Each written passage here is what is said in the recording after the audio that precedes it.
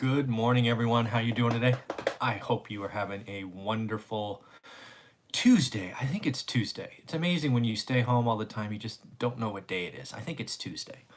Anyways, kind of how like we outlined the last month or so, once we got over the peak of the bad news, we talked about having a rough couple of weeks, that the news would increasingly get positive, and thankfully another day where positive news maybe doesn't dominate bad news, but it is, you can certainly feel it coming through the economy. And again, the only way to get out of this is to have the good news build, ultimately win and dominate, and then the economy will kind of pull together after that. So again, just some examples. We obviously have the health event, peaking in cases and whatnot around the country. There's obviously talk about the world maybe not peaking yet, but at least in the US, it appears to be heading that direction. But more importantly for me at this point is we have money from the Fed starting to show up. I've seen multiple reports of people getting their $1,200 and $500 per kid. It obviously has gone out first to the folks with the lowest income tax filing, which I think was absolutely the right idea. If you haven't gotten yours yet, it is coming. But again, I think that was a wise move to prioritize who gets the money first, right?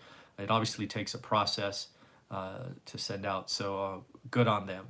In addition, I've heard more and more SMBs, small medium businesses, get their funds in their PPP program, Paycheck Protection Program. We've heard lots of noise about how convoluted that process has been, but I've seen multiple reports of money hitting accounts. JP Morgan reported earnings today, which we will talk about in a minute, but it looks like they have already sent out 9.2 billion with a B dollars to small and medium-sized businesses that applied for the PPP. So it maybe didn't start as fast as all of us would like, but I think we're in like day 10 of this, at least day 10 business days, so not including Saturday and Sunday. So the money is starting to show up. Is it fast enough? I don't know. Could it ever be fast enough?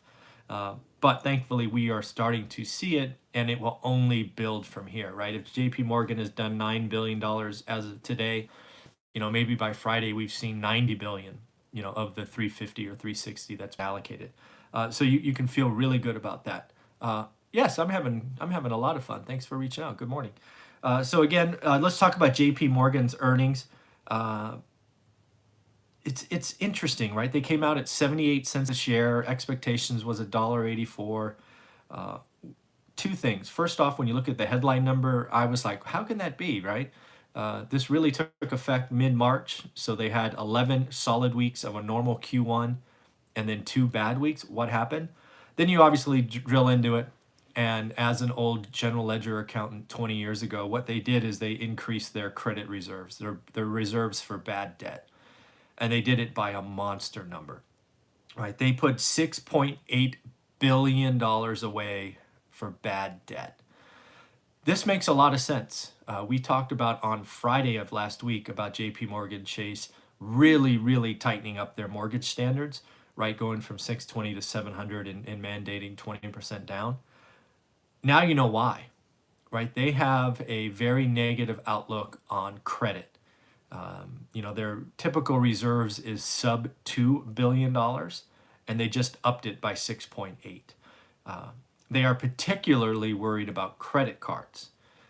They put, what would that be? Yeah, more than half, 3.8 billion of the 6.8 away for credit card debt. They are expecting to write off a bunch of credit card debt. Now you have to look at this and you have to ask yourself, why? What does it mean? I think first off, it means that JP Morgan's getting ready.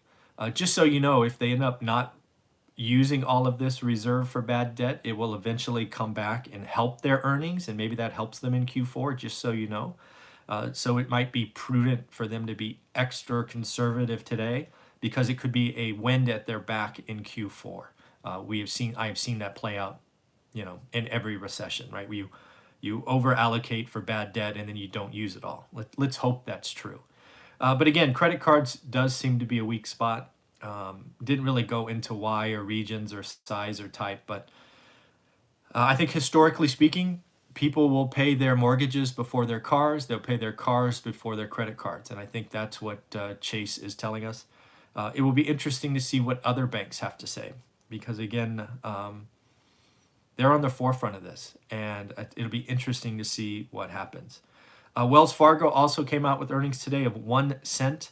I didn't have a chance to break into those numbers yet, but Wells Fargo has its own unique challenges given what happened over the last couple of years. They've been hamstrung on lending and the like, so I didn't really dive into that one just yet, but I will definitely take a look.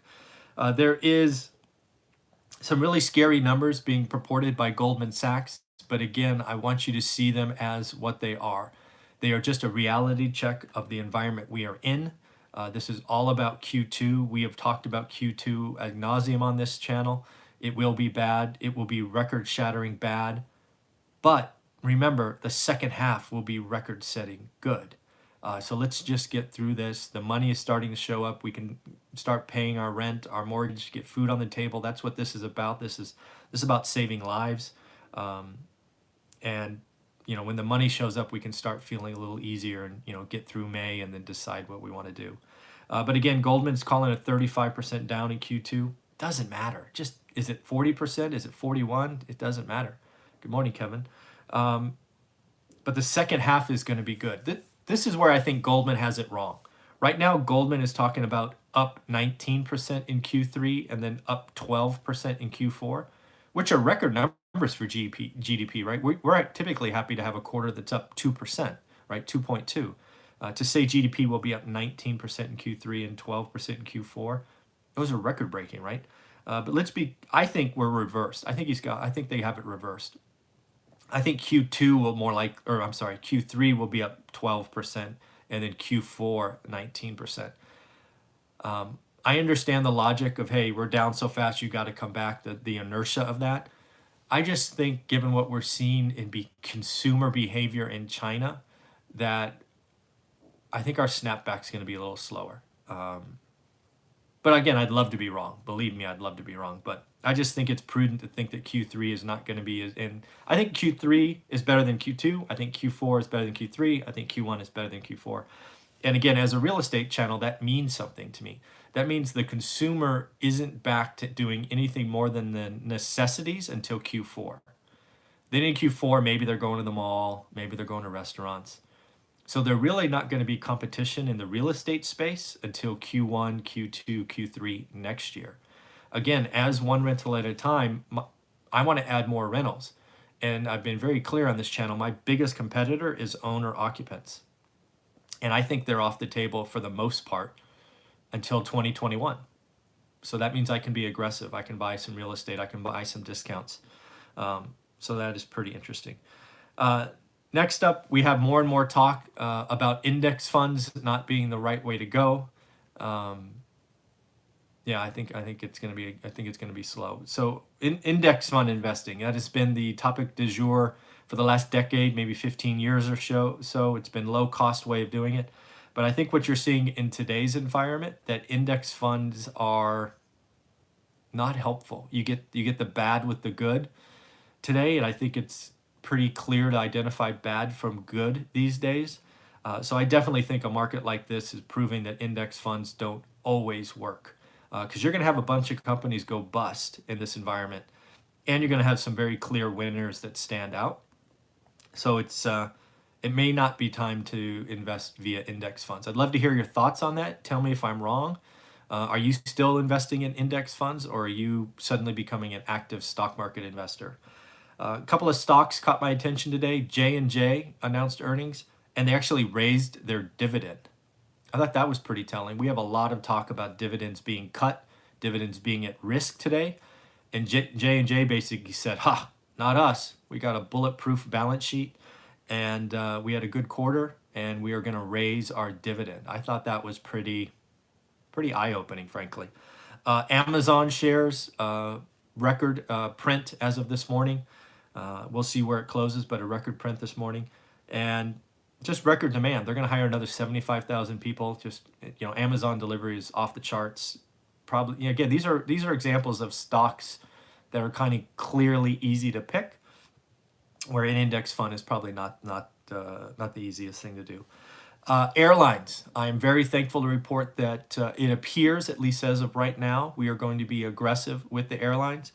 And if we have to, have to quote unquote bail them out, give them some lending facilities, we are going to get some interest, but more importantly, warrant.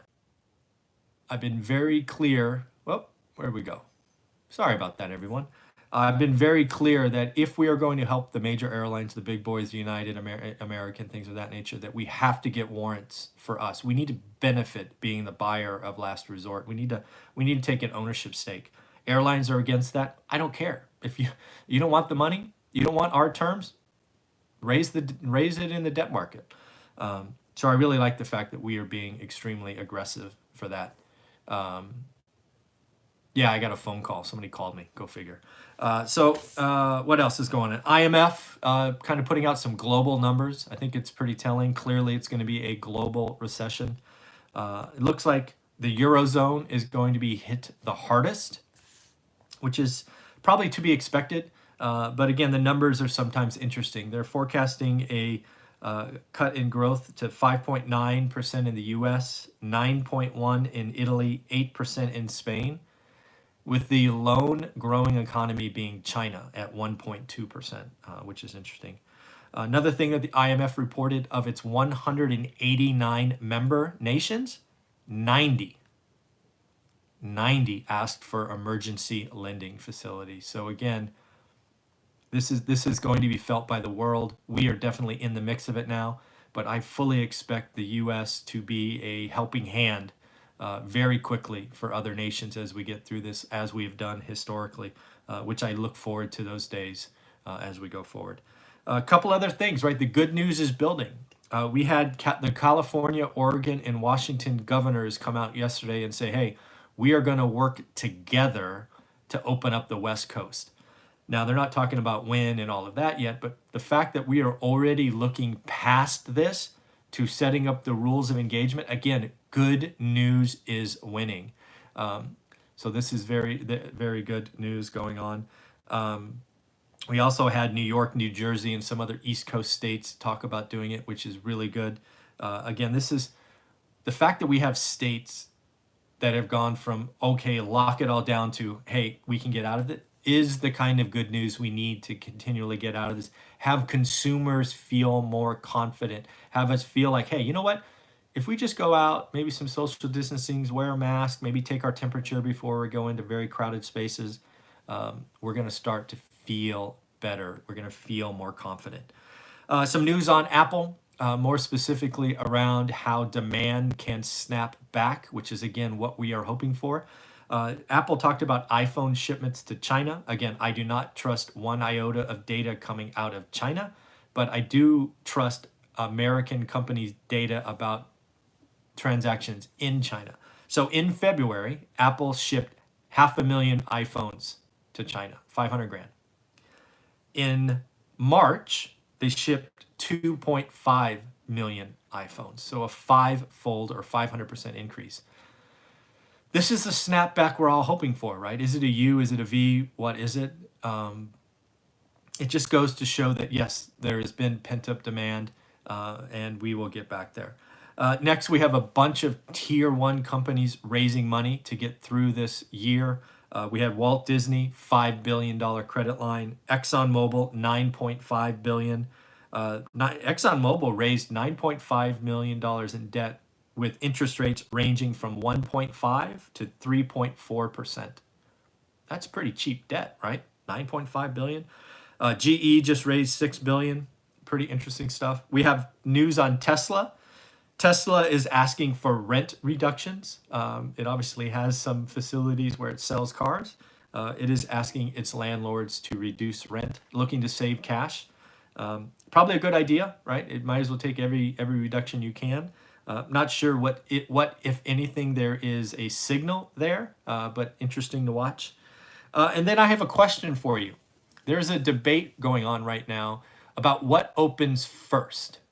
Do office buildings open first or does retail open first? What do you think? Right? When we roll this out slowly, what do you think opens first?